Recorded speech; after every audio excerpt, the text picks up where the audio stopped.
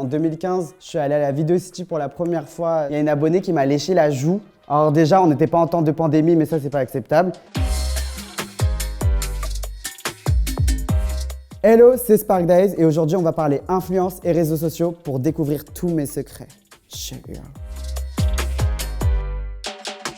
Mon réseau social préféré, c'est TikTok, parce que je peux passer des heures dessus, ça s'arrête jamais, tu tournes jamais en rond, tu rigoles, tu pleures, tu tombes amoureux, enfin, c'est trop bien. Ma photo la plus likée, c'est celle en sortant de mon opération, parce que j'ai fait une grosse opération pour mon nez au niveau de ma santé, j'avais des problèmes, etc. Et ça faisait longtemps que je teasais l'opération comme si c'était un projet et tout.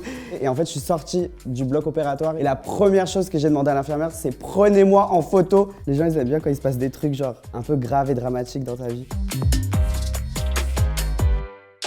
En 2015, je suis allé à la Video City pour la première fois. J'avais à peine 30 000 abonnés, mais pourtant il y avait plein de gens qui me reconnaissaient, c'était ouf. Il y a une abonnée qui m'a léché la joue. Alors déjà, on n'était pas en temps de pandémie, mais ça, c'est pas acceptable. Bon, après, je pense que c'était l'euphorie, etc. Mais à ne pas refaire. Déjà, je suis pas tactile avec les gens, donc gardons nos distances.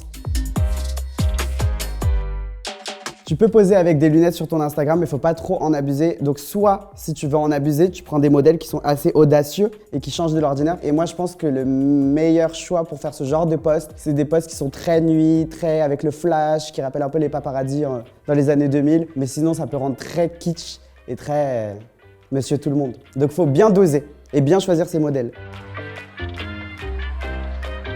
Pour moi, la pose parfaite avec les lunettes, il faut pas rester droit. Ça peut très vite faire maître Gims, mais je pense qu'il faut se mettre un peu de profil. Tu laisses les gens découvrir ton visage à travers la lunette. En plus, c'est important la monture, c'est trop un détail qui est trop important. La personne la plus stylée que je follow, c'est mon icône de toujours qui m'a élevé, Miley Cyrus, aka Hannah Montana à l'époque. Bah, c'est Miley Cyrus. Je suis grave, mais je suis fidèle au moins, c'est bien, depuis 2006.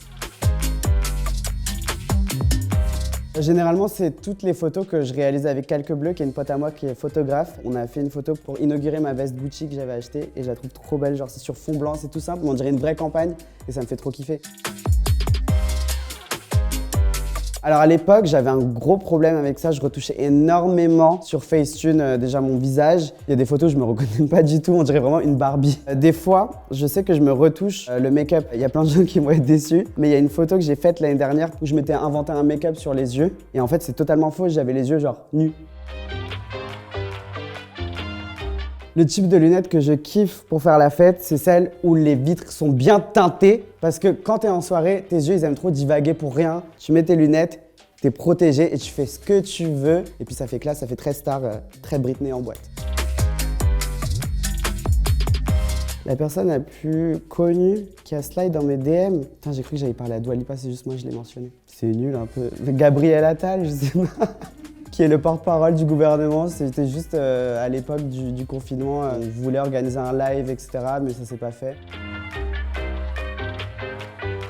Je pense pas qu'on puisse porter les lunettes comme ça. Attention, ça fait vraiment les Marseillais, genre.